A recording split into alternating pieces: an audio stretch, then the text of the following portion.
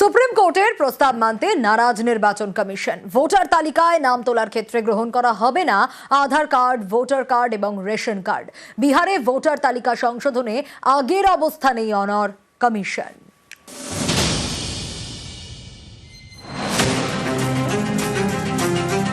এবছর শেষে বিহারে বিধানসভা নির্বাচন।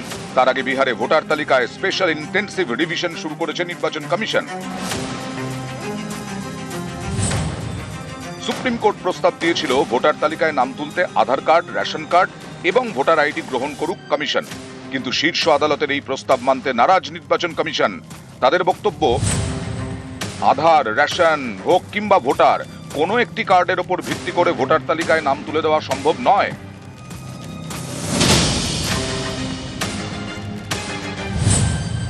কমিশনের ব্যাখ্যা, ভোটার তালিকার উপর ভিত্তি করে ভোটার কার্ড তৈরি হয়।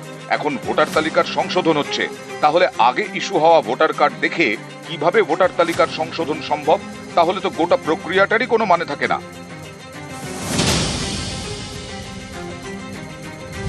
আধার কার্ড নিয়ে কমিশনের বক্তব্য, এটা শুধুমাত্র পরিচয়পত্র, নাগরিকত্বের প্রমাণ নয়। তাই আধার কার্ডের ভিত্তিতে ভোটার তালিকায় নাম তোলা সম্ভব নয়। অন্য নথির সাপ্লিমেন্ট হিসেবে আধার কার্ড দেওয়া যেতে পারে।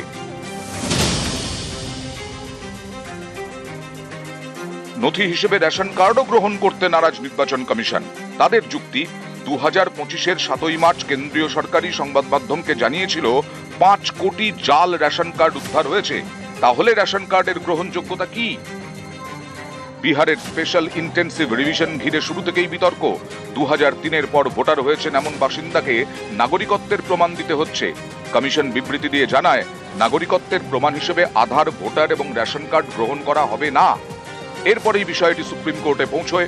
সুপ্রিম কোর্ট প্রস্তাব দেয়, বিহারে স্পেশাল ইন্টেন্সিভ রিভিশন চালিয়ে যাক নির্বাচন কমিশন, কিন্তু নথি হিসেবে আধার কার্ড, রেশন কার্ড এবং ভোটার কার্ড গ্রহণ করুক। শীর্ষ আদালতের এই প্রস্তাব মানতে নারাজ নির্বাচন কমিশন। মঙ্গলবার তারা সেটা জানিয়ে দিল শীর্ষ আদালতে। নিউজ 18 বাংলা। পশ্চিমবঙ্গে 2026-এ রয়েছে বিধানসভা নির্বাচন, আর বিহারে ভোটের আগে এসআইআর। বিহারে তাহলে কি পশ্চিমবঙ্গেও ভোটের আগে এসআইআর আসবে? বাংলার মানুষ কিভাবে দেখছে দেখুন। ভোটার আইডেন্টি কার্ডটাকে ধরে এটাকে 60 দশকের লোক তো আর বার্থ সার্টিফিকেট দেখাতে পারবে না, 50 দশকের লোক তো আর ভোটার বার্থ সার্টিফিকেট দিতে পারবে না। হ্যাঁ, তাই এটাকে পশ্চিমবঙ্গকে কি বাছিয়ে নিয়েছে নাকি? সবার জন্য যদি হয়, হ্যাঁ, ভারতবর্ষে তাহলে কত লোককে বের হয়ে যেতে হবে? এটা তো ঘুরিয়ে এনআরসি করার ধান্দা কেন্দ্র সরকার। ভয় লাগছে না? মানে আমি নাগরিক হিসেবে আমাকে নাগরিক হিসেবে বঞ্চিত করবে তো আগামী দিনে নির্বাচন কমিশন যা করে তুলেছে। বার্থ সার্টিফিকেট আজকালে 15 থেকে 20 বছরের ছেলেদের পাওয়া যাবে, কিন্তু 40 থেকে 50, 60, 65, 70 যাদের বয়স, তাদের বার্থ সার্টিফিকেট তখন হয়নি। তখন স্কুল সার্টিফিকেটে কাজ চলেছে, ভোটার কার্ডে কাজ চলেছে, আধার কার্ড যে সরকার চালু করেছে তাতে কাজ চলেছে। এখন বার্থ সার্টিফিকেট মানে অধিকাংশ লোক তো ভোটার লিস্ট থেকে নাম বাদ হয়ে যাবে। যদি বলে যে জন্ম সার্টিফিকেট ছাড়া ভোটার কার্ড হবে না, এটা ভুল দিয়েছে। আমাদের কাছে এটা সব থেকে বড় অসুবিধা করো। এখন জন্ম সার্টিফিকেট তো সবার নেই, যাদের নেই তারা কি নাগরিক নয়? স্বশাসিত নির্বাচন কমিশন, ভোটের আগে নজিরবিহীন নির্দেশ কমিশনের, পুরোপুরি আলাদা দপ্তর গঠনের নির্দেশ। আরো একবার জানাবো, স্বশাসিত নির্বাচন কমিশন, ভোটের আগে নজিরবিহীন নির্দেশ কমিশনের, পুরোপুরি আলাদা দপ্তর গঠনের নির্দেশ। রাজ্যের সঙ্গে সিইও দপ্তরের সম্পর্ক থাকবে না। আরো ডিটেল জানাবো আপনাদের, তবে আরো একবার জানাই,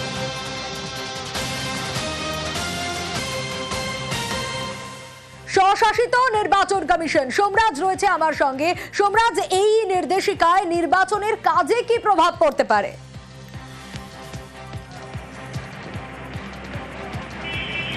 দেখো, জাতীয় নির্বাচন কমিশন মনে করছে যে এই নির্দেশিকা কার্যকর করলে রাজ্যের মুখ্য নির্বাচনী আধিকারিকের দপ্তর স্বাধীনভাবে ও নিরপেক্ষভাবে নির্বাচনের কাজ পরিচালনা করতে পারবে। 2026-এর বিধানসভা ভোটের আগে তাই জাতীয় নির্বাচন কমিশন রাজ্যের ভোট নিরপেক্ষ ও স্বাধীনভাবে পরিচালনা করার জন্যই এই নির্দেশিকা পাঠিয়েছে বলেই মনে করছে প্রশাসনিক মহল। জাতীয় নির্বাচন কমিশনের যে চিঠি রাজ্যের মুখ্য সচিবকে পাঠানো হয়েছে, সেখানে বলা হয়েছে যে একটি নির্বাচনী দফতর আলাদা করে করতে হবে, যার সঙ্গে রাজ্যের কোনো দফতরের সম্পর্ক থাকবে না। কিন্তু এই যে নির্বাচনী দফতর হবে সেটি রাজ্যেরই অধীনে থাকবে, কিন্তু তার সঙ্গে রাজ্যের কোনো দফতরের যোগাযোগ থাকবে না। আর এই যে নির্বাচনী দফতর থাকবে সেখানে একজন ফিনান্সিয়াল অ্যাডভাইজার থাকবে, যিনি নির্বাচনী দফতরকে তথা রাজ্যের মুখ্য নির্বাচনী আধিকারিকের দপ্তরকে যে অর্থ বরাদ্দ করা হবে সেই অর্থ বরাদ্দ সংক্রান্ত কাজের পর্যালোচনা করবে। শুধু তাই নয়, এই যে আলাদা করে দফতর করা হবে সেই দফতরের সঙ্গে একদিকে যেমন অন্য কোনো দফতরের সম্পর্ক থাকবে না, তেমনি এই দফতর স্বাধীনভাবে কাজ করবে। জাতীয় নির্বাচন কমিশনের এই চিঠি রাজ্যের মুখ্য সচিবকে পাঠানো হয়েছে, যাতে নিরপেক্ষভাবে রাজ্যের মুখ্য নির্বাচনী আধিকারিকের দপ্তর নির্বাচনের কাজ পরিচালনা করতে পারে। অন্যদিকে যেটা নবান্ন সূত্রে জানা যাচ্ছে, জাতীয় নির্বাচনের এই কমিশনের এই চিঠি নিয়ে আগামীকাল রাজ্যের মুখ্য সচিব সহ নবান্নের শীর্ষ পর্যায়ের আধিকারিকরা পর্যালোচনা করবেন। তার কারণ, নবান্নের প্রশাসনিক মহলের আধিকারিকরা বলছেন এতদিন ধরে রাজ্যের স্বরাষ্ট্র দপ্তরের অধীনেই রাজ্যের মুখ্য নির্বাচনী আধিকারিকের দপ্তরের যাবতীয় কাজ পরিচালনা হতো। হঠাৎ করে কেন জাতীয় নির্বাচন কমিশন চাইছে আলাদা করে নির্বাচনী দপ্তর, আর তা নিয়েই আগামীকাল রাজ্যের মুখ্য সচিব সহ রাজ্যের প্রশাসনিক আধিকারিকরা এই নিয়ে একটি পর্যালোচনা করবেন। তারপর রাজ্যের তরফে কি সিদ্ধান্ত নেওয়া হচ্ছে তা জাতীয় নির্বাচন কমিশনকে জানিয়ে দেওয়া হতে পারে বলেই নবান্ন সূত্রে জানা যাচ্ছে। বেশ, অবশ্যই নজর থাকবে সোমরাজ। রাজ্য নির্বাচন কমিশনকে স্বতন্ত্র করে দেওয়া কোনো যুক্তরাষ্ট্রীয় কাঠামো নয়, কারণ মানুষের গণতান্ত্রিক অধিকার, মানুষের মৌলিক অধিকার সুরক্ষিত হচ্ছে কিনা সেটা দেখার দায়িত্ব হচ্ছে সংবিধানের যারা কাস্টোডিয়ান তাদের। যদি সেই কাজটা করার জন্য একটা নির্দিষ্ট পদক্ষেপ গ্রহণ করে, সেটা সংবিধান বিরোধী নয়, সংবিধান বহির্ভূত নয়, সেটা সাংবিধানিক পদক্ষেপ। আর এই 100 দিনের কাজে কেন্দ্রের গড়িমসি, হাইকোর্টের নির্দেশ তো রয়েছে, তারপরও গড়িমসি। 1 আগস্ট থেকে 100 দিনের কাজ শুরুর নির্দেশ, আর 100 দিনের কাজ শুরুর নির্দেশ দেয় হাইকোর্ট। কাজ শুরু নিয়ে স্পষ্ট জবাব দিল না কেন্দ্র। বিষয়টি খতিয়ে দেখা হবে, দাবি গ্রামোন্নয়ন মন্ত্রকের। তৃণমূল সাংসদদের প্রশ্নে দাবি গ্রামোন্নয়ন মন্ত্রকের। ওরা যদি আদেশ অমান্য করে তখন অন্য কথা, যদি না দেয় তখন তার জন্য কন্টেম্প পিটিশন হবে কেন্দ্রীয় সরকারের বিরুদ্ধে। এটা তো আর গায়ের জন্য, যা গায়ের জুরি করে দেবো, কাউকে 100 দিনের কাজ দেবো না, টাকা দেবো না। পশ্চিমবাংলার ক্ষেত্রে যেটা হচ্ছে সেটা হচ্ছে বাংলা বিরোধী সবাই, তাদেরকে বাংলাদেশি করে চিহ্নিত করে তাদের ডিপোর্ট করে দেওয়া হচ্ছে। গণতন্ত্রের ওপর কিন্তু একটা আঘাত চলছে, ভীষণভাবে আঘাত চলছে। হাইকোর্ট বলেছে শর্ত আরোপের কথা, প্রয়োজনে যে কোনো ধরনের শর্ত আরোপ করতে পারে, এবং জেলায় জেলায় যে তদন্তগুলো চলছে সেই তদন্তগুলো চলবে। এটা হচ্ছে হাইকোর্টের নির্দেশ। কেন্দ্র শর্ত দিক, সেই শর্তে রাজ্য রাজি হোক। শর্ত তো মানতে রাজি নয়, জটিলতা তো সেখানেই। বারবার কেন্দ্র সরকারের পক্ষ থেকে বলা হচ্ছে যে মানুষগুলোকে আপনি চিহ্নিত করেছেন তাদের বিরুদ্ধে শাস্তিমূলক ব্যবস্থা দিন এবং টাকাটা তাদের থেকেও উদ্ধার করুন। এরকম 10টা ঘটনা দেখান না রাজ্য সরকার। দরিদ্র মানুষ টাকা পাবে না, এই প্রকল্পের সুবিধা পাবে না, এটা তো বিজেপি চায় না।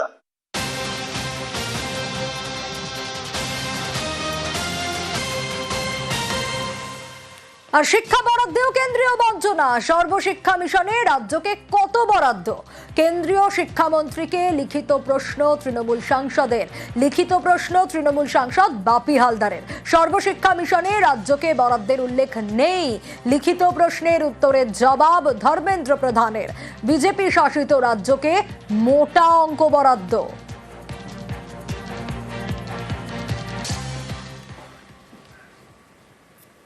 দুয়ারে সরকারের পর এবার গ্রামের উন্নয়নে নতুন কর্মসূচি ঘোষণা মুখ্যমন্ত্রী মমতা বন্দ্যোপাধ্যায়ের। একেবারে পাড়া ধরে ধরে রাস্তা, জল, আলোর কাজে আমাদের পাড়া আমাদের সমাধান। 8,000 কোটি অর্থ বরাদ্দ হয়েছে। দুয়ারে সরকারের পর আরও এক জনমুখী কর্মসূচি। দেশে এই ধরনের উদ্যোগ প্রথম বলে দাবি মুখ্যমন্ত্রীর। ছোট ছোট পাড়ায় হয়তো একটা কলের দরকার, তার একটা ছোট্ট গ্রামীণ রাস্তা অল্প করে দিলে তাকে কাদায় হাঁটতে হয় না। হয়তো একটা ইলেকট্রিক পোল বসাতে হবে বা বর্ষায় ভেঙে গেছে। এই রকম ধরনের ছোট ছোট কাজগুলো আমরা একটা প্রোগ্রাম নিয়েছি গভর্নমেন্টে, আমাদের পাড়া আমাদের সমাধান। এবার মানুষের প্রকল্পে আমাদের সরকার পথে নামছে। সারা দেশে এইরকম উদ্যোগ এই প্রথম। 3টে করে বুথ নিয়ে একটা সেন্টার হবে, একটা পাড়া হবে। এটা করতে 2 মাস সময় লাগবে এবং একদিন করে প্রত্যেকটা বুথে তারা সারাদিন থাকবে, সমস্ত কাজই হবে নিরপেক্ষতা মেনে অনলাইন পোর্টালের মাধ্যমে। এক একটা বুথের জন্য আমরা এর জন্য ছোট ছোট কাজ করার জন্য 10 লক্ষ টাকা করে স্যাংশন করব। এখানে প্রায় 8,000 কোটি টাকার উপর সরকারের খরচা হবে। এটা শুরু হবে 2 আগস্ট থেকে। রাজ্য স্তরে এর জন্য একটা টাস্ক ফোর্স হবে, তার দায়িত্বে থাকবেন চিফ সেক্রেটারি নিজেই, আর সেম টাস্ক ফোর্স ডিস্ট্রিক্ট লেভেলেও সিএস তৈরি করে দেবেন যারা মনিটরিং করবে। আর দুয়ারে সরকারের পর আরো এক জনমুখী কর্মসূচি, আর এতে সব থেকে উপকৃত হবেন সাধারণ মানুষ, কারণ একেবারে পাড়ায় গিয়ে গিয়ে আধিকারিকরা খোঁজ নেবেন। আর মুখ্যমন্ত্রী মমতা বন্দ্যোপাধ্যায় ঘোষণার পর কি বলছেন সাধারণ মানুষ, দেখো। এই পরিষেবা যেটা মাননীয় মুখ্যমন্ত্রী করেছেন সেটা যদি সদর্থকভাবে সেটা ইমপ্লিমেন্ট হয়, অবশ্যই সাধারণ মানুষ এখান থেকে যথেষ্ট উপকৃত হবে। দুয়ারে সরকার ছিল একটা ওয়ার্ড বেসিস বা অঞ্চল বেসিস, কিন্তু এবারে যেটা করছে সেটা হচ্ছে পাড়া, একবারে পাড়ার মধ্যে মানে আধিকারিকদেরকে নিয়ে চলে আসছেন। ওনারা এসে নিয়ে আপনার কাছে আপনার যে ছোটোখাটো সমস্যা, সেই সমস্যাগুলো শুনবেন, শুনে নিয়ে সেটা সমাধান করার চেষ্টা করবেন। এই যে উদ্যোগ, এই উদ্যোগকে তো অবশ্যই আমরা সাধুবাদ জানাচ্ছি নাগরিক হিসাবে, কারণ দুয়ারে সরকারও মানুষ উপকৃত হয়েছে, এতে হয়তো মানুষ আরও ব্যাপকভাবে উপকৃত হবে। এই প্রকল্পটা যদি সাকসেস হয় বা সত্যি যদি আমাদের পাড়াতে এসে আমাদের সমস্যার সমাধানগুলো করতে পারে, তাহলে তো আমাদের অনেক মতো। যেমন ধরুন আমি একটা ছোট্ট দোকান করি, সবসময় আমার কোনো অফিস বা কোনো পৌরসভা বা কোথাও যাওয়া হয় না।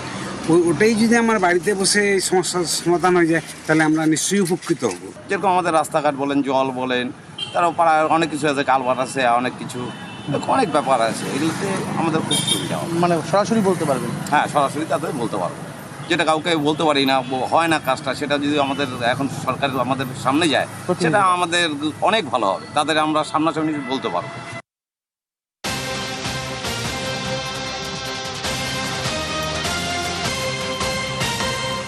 দিলীপ ঘোষ তিনি ইচ্ছা প্রকাশ করেছেন তিনি আবারও খড়গপুরে দাঁড়াতে চান ভোটে, কারণ গত লোকসভা ভোটে কি দেখা গেছিল, দুর্গাপুর আসানসোল কেন্দ্রে প্রতিদ্বন্দ্বিতা করেছিলেন তিনি, তৃণমূলের কাছে হেরে গিয়েছিলেন খড়গপুরের প্রাক্তন বিধায়ক। 26-এ আবার পুরনো আসনেই লড়াইয়ের ইচ্ছা প্রকাশ দিলীপ ঘোষের। 26-এ কি খড়গপুরে আপনি প্রার্থী হতে চান? দল আমাকে যা বলেছে এটা আমি করেছি, আমি চাই না দলের কাছে কিছু, দল আমার কাছে কিছু চায় না, আমার দেওয়ার কিছু নেই। তোমরা যদি বলো চেষ্টা করবো। 26-এ কি খড়গপুরে আপনি প্রার্থী হতে চান? দল আমাকে যা বলেছে এটা আমি করেছি, আমি চাই না দলের কাছে কিছু, দল আমার কাছে কিছু চায় না, আমার দেওয়ার কিছু নেই। তোমরা যদি বলো চেষ্টা করবো।